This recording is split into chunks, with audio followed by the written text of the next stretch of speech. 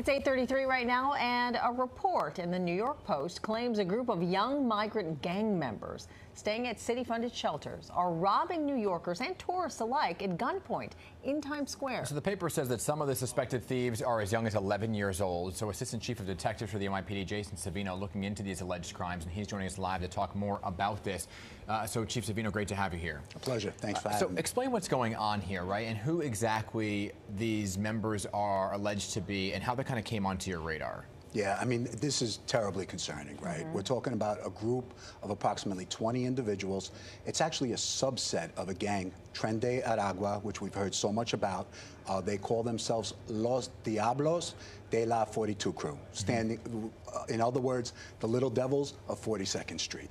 So these are individuals that hover in and around 42nd Street. They're basically a robbery crew, you know, and they've gone in and around Central Park, in and around Times Square, and we like them for committing upwards of 22 robberies, and they range anywhere from snatches to wolf pack type robberies. When I talk wolf pack type robberies, I'm talking anywhere between 4 and upwards of 16 individuals surrounding soft targets, tourists, and taking them of their possessions, and weapons used, knives to upwards of guns. Yeah. I mean, as disturbing as those crimes are, the ages are just as disturbing. How young are some of these gang members? Yeah, I mean, we think individuals are being recruited in the shelters. They're working around bail and raise the age laws, so they're using younger individuals to commit those crimes. But we've arrested individuals as young as 11, and based on our victims' portrayal, we have had individuals described as young as 8 years old. So tremendously concerning. Okay, so what are you doing about it? I mean, this is something we've taken them down. You know, we have upwards of 50 arrests on these 20 individuals. Unfortunately, we're just not seeing the prosecution we'd like to see.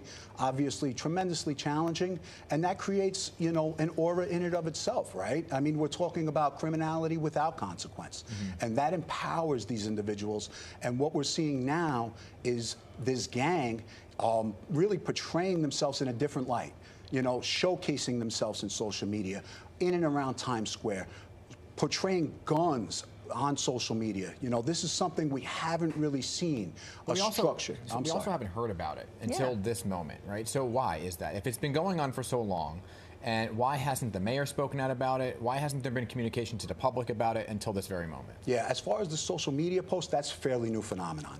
And like I said, that upwards progression that we've seen, that started with snatches, then ultimately went to knife points, then to gun points, and now this gang, right? That empowerment that you see rise up, you know, that we've seen, and this is where we are now.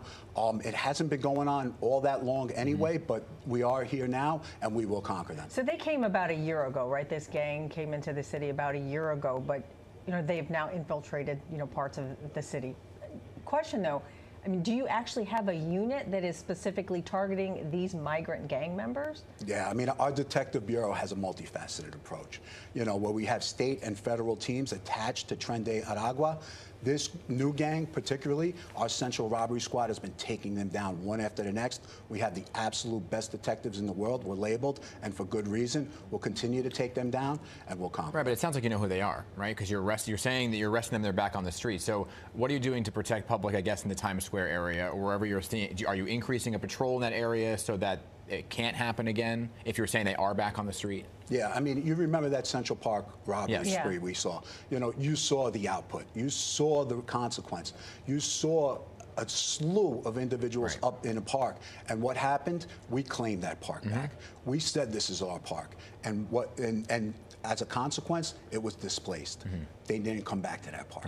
So now we're in and around Times Square doing the same. We'll keep displacing them, keeping them out of their comfort zone, and we will win this fight. Now, you mentioned social media. There are several photos of these gang members with weapons. Were you able to track any of those people down and arrest them or question them, or?